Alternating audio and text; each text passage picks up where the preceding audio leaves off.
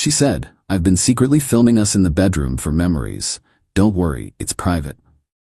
Then I found her subscriber-only account. I replied, "Interesting hobby." Then I contacted a lawyer, reported the platform, and filed criminal charges. When the FBI's cybercrimes unit contacted her about federal charges, I, 31 male, found out by complete accident. My girlfriend Natalie, 29, and I had been together for 2 years, living together for 8 months. Things were good, or so I thought. She worked in social media marketing, always had her phone out, always creating content. I figured that was just her job. Last Tuesday I was homesick. Natalie was at work. My laptop died mid-email, so I grabbed hers from the bedroom. She'd told me her password months ago for emergencies. No big deal. Opened Chrome, her email was logged in. A notification popped up in the corner. Payment processed, $847.32. From something called FanVault Premium. I didn't recognize it, thought maybe it was a work thing, some platform she managed for clients. Clicked the notification out of curiosity. It opened to a creator dashboard. My stomach dropped. The header image was our bedroom, our actual bedroom, recognizable wallpaper and everything. Profile name, Naughty Nat Private. Subscriber count 183. I sat there for maybe a full minute, not moving. Then I clicked into the content library. Videos. Dozens of videos, all time-stamped over the past 6 months. All of us. In our bedroom. Intimate moments I thought were private. Some were shot from her nightstand. I could see the angle. Others from what looked like her dresser. She'd been using her phone to record us, then uploading it. The descriptions made me want to throw up. Watch me with my boyfriend who has no idea he's being filmed. And secret recording, he thinks we're alone. I closed the laptop. Walked to the bathroom, threw up, then I sat on the couch and tried to think. She'd been filming me without consent, posting it online, making money from it. That's a crime. That's a serious crime. When Natalie got home at 6 p.m., I was still on the couch, laptop closed on the coffee table. "Hey babe, feeling better?" "Natalie, we need to talk." She set down her bag. "What's wrong?" I opened the laptop, turned it to face her. "Want to explain this?" Her face went white, then red. Then back to white. You went through my computer? You've been filming us, without telling me, and posting it online. It's not what it looks like."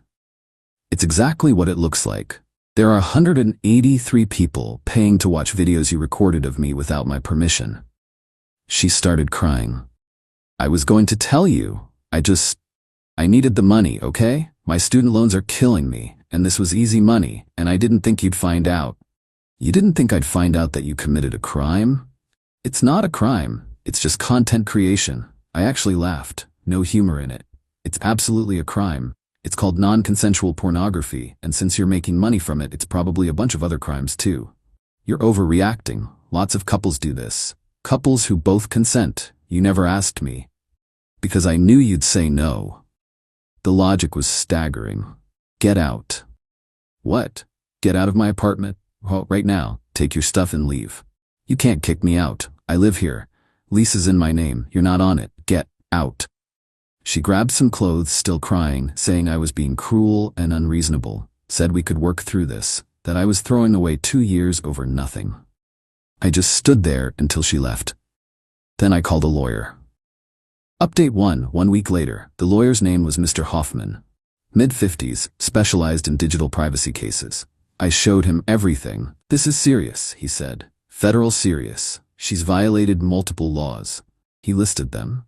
State revenge porn laws, wire fraud, she transmitted the content across state lines via internet, copyright infringement, I own rights to my own image, potential tax evasion if she didn't report the income he earned. "We need to report this immediately.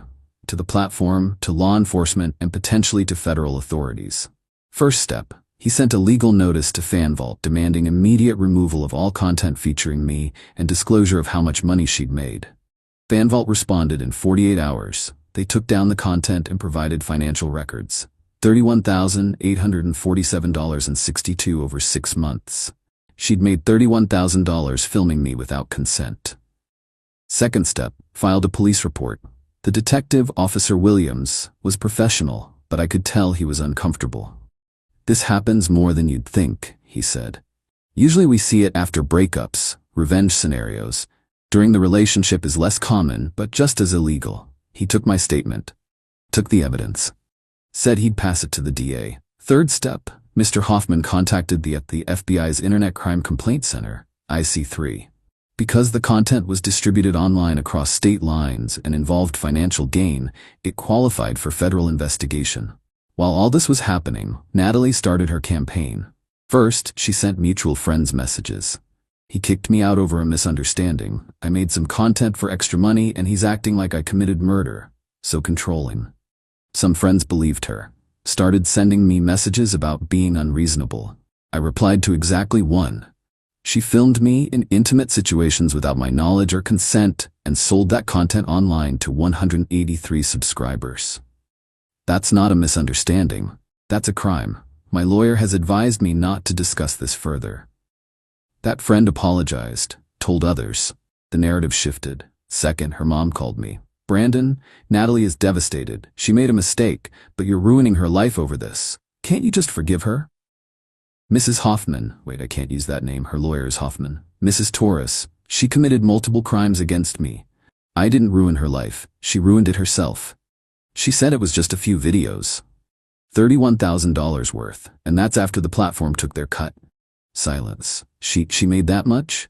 Yes, by violating my privacy and breaking several federal laws. But she's my daughter? You're gonna send her to jail?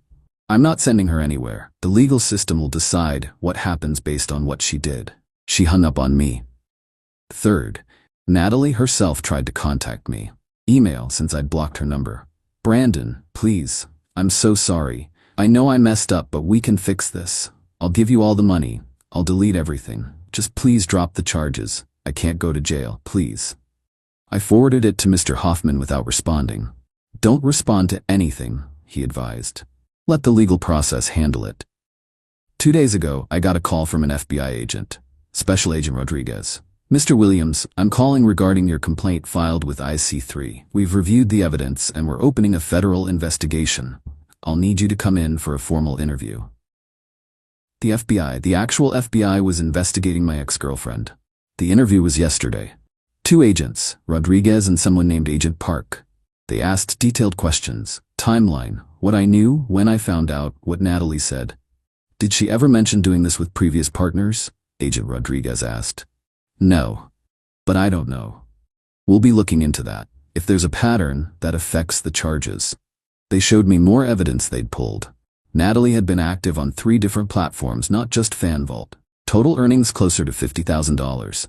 Jesus, I said. She's created a business out of this. Agent Park said, that's going to be a problem for her legally. Update 2, 3 weeks later. The DA filed state charges last week. 4 counts. 1, unlawful surveillance. 2, distribution of private intimate images without consent. 3, wire fraud. 4, invasion of privacy. Natalie's bail was set at $15,000. She made it somehow.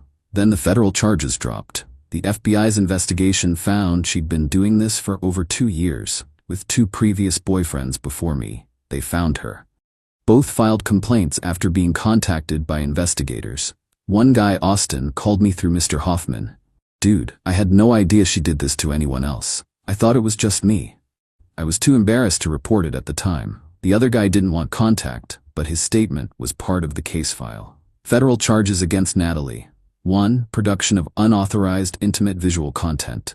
2, distribution across state lines, wire fraud. 3, aggravated identity theft. She used our images for commercial gain without consent.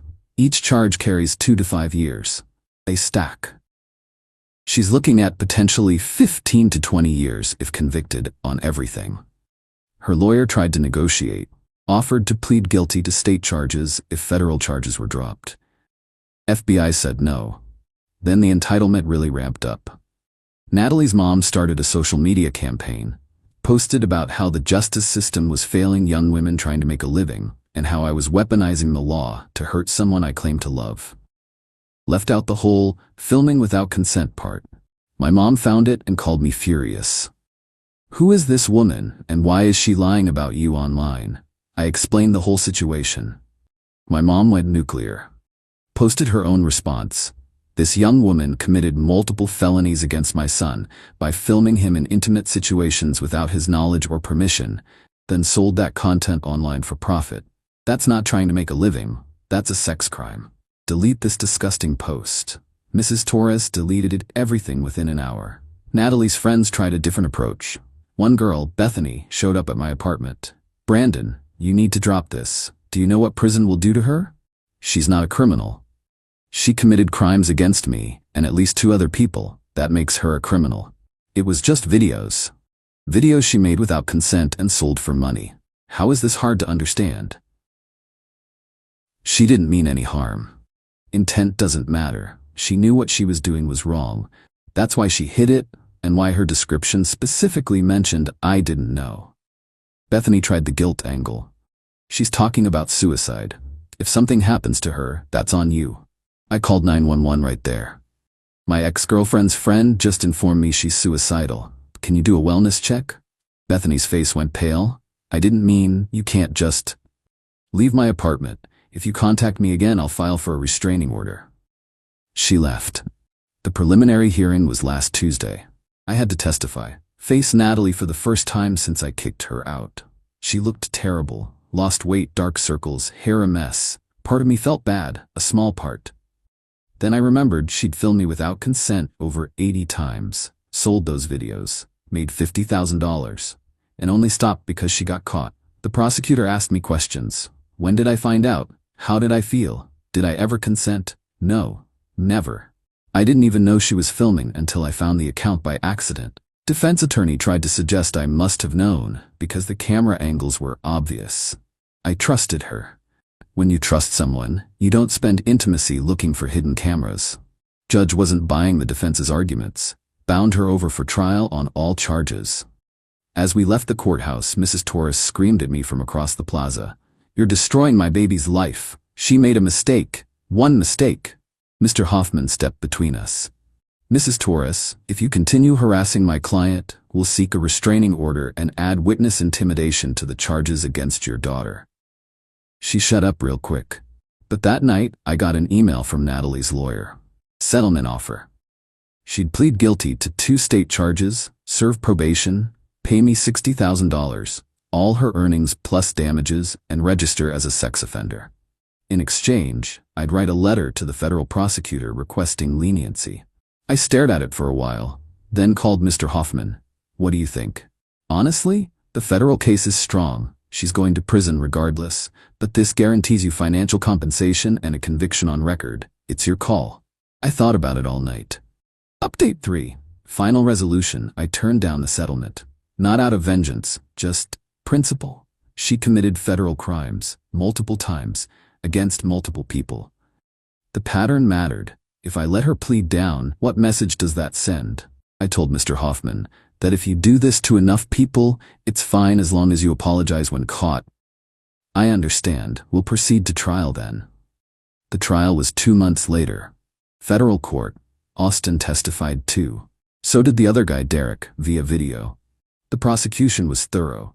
They showed how Natalie had systematically filmed 3 different men over 2 years, how she'd created multiple accounts under different names, how she'd advertised specifically that the content was secret and non-consensual to attract subscribers who got off on that. That part made my skin crawl. The violation wasn't just about privacy. She'd marketed our non-consent as a feature. Her defense tried to argue she didn't understand the law, that she thought since she was in the videos too, she had the right to post them. The prosecutor demolished that. The defendant's own descriptions prove she knew what she was doing was wrong. She specifically told subscribers these men didn't know they were being filmed. That's consciousness of guilt. The jury deliberated for 4 hours. Guilty on all counts. Sentencing was 3 weeks later. Federal charges, 8 years in federal prison. State charges, running concurrent Bran. She also has to pay $180,000 in restitution, split between me, Austin, and Derek. Register as a sex offender for life. Forfeit all equipment used, her phones, laptop, cameras. Have no internet access, unsupervised for 10 years post-release. The judge was harsh. Miss Torres, you committed a profound violation of trust against 3 men who cared about you. You didn't do this once in a moment of poor judgment. You built a business out of violating others' privacy. The victims here deserve to feel safe in intimate settings, and you destroyed that. Natalie sobbed through the whole thing. Her mom wailed in the gallery. I felt empty, not happy, not sad, just tired. Outside the courthouse, a reporter tried to interview me. How do you feel about the verdict? Relieved it's over. I hope this serves as a warning that this behavior has serious consequences. That made the local news. Got a few messages calling me a hero. Ignored those too. I'm not a hero. I'm just someone who refused to let a crime slide. The aftermath has been messy. Lost some friends who think I went too far by not accepting the plea deal. Whatever. People who think 8 years for systematically violating 3 people is too harsh aren't people I need around. My family was supportive. My dad said, "You did the right thing. Hard thing and the right thing are usually the same thing." Austin and I got coffee a few weeks after sentencing. Strange bonding over shared trauma. "Did you ever think she'd actually go to prison?" he asked. Honestly, no. I thought she'd plead out, get probation, maybe some community service. But when the feds got involved and found out about you and Derek, it became bigger than just me. Think she'll actually do the full 8?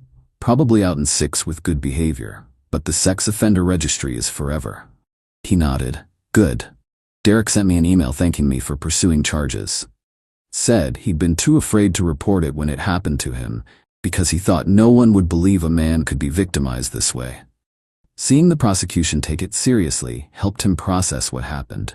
That made it feel worth it. The financial restitution is being paid from the seized accounts. $60,000 for me, same for Austin and Derek. Doesn't undo what happened, but it's something. I moved apartments last month. Too many memories in the old place. Every time I walked into that bedroom, I felt violated all over again. New place is smaller, but it's mine. No cameras I don't know about. Started therapy. The therapist says what I'm experiencing is normal. Trust issues, anxiety about intimacy, hypervigilance about my surroundings, all expected after this kind of violation. You may never feel completely comfortable being filmed again, even consensually, she said. That's okay. You're allowed to have boundaries. I deleted all social media except Reddit. Too easy for people to find me otherwise. My dating life is complicated now. Hard to trust. Hard to be vulnerable. The few times I've tried talking to someone new, I end up sabotaging it because I'm waiting for the other shoe to drop. Therapy is helping with that. Last week I got a letter from Natalie. Forwarded through the system, my address redacted. 3 pages of apologies. How she never meant to hurt me. How she's getting help in prison. How she hopes someday I can forgive her. I read it once, then shredded it. Maybe someday I'll forgive her. Not for her sake, but for mine. But that day isn't today. Today I'm just trying to move forward, to remember that most people aren't like her, that intimacy can be safe, that I deserve privacy and respect. The legal system worked. Slowly, painfully, but it worked. She's in prison. She'll carry the consequences of her actions for the rest of her life. Is that justice? I don't know, but it's accountability. And maybe that's enough. To anyone reading this who's experienced something similar, report it. I almost didn't because I was embarrassed, because I thought people wouldn't take a male victim seriously because I thought it wasn't that bad. It is that bad. It's a crime. You deserve justice too. And to anyone thinking about doing what Natalie did, don't. The few $1,000s isn't worth spending years in federal prison and being on a registry forever. Get a real job. That's it. That's my story. Life goes on, slower and more cautiously, but it goes on. Stay safe.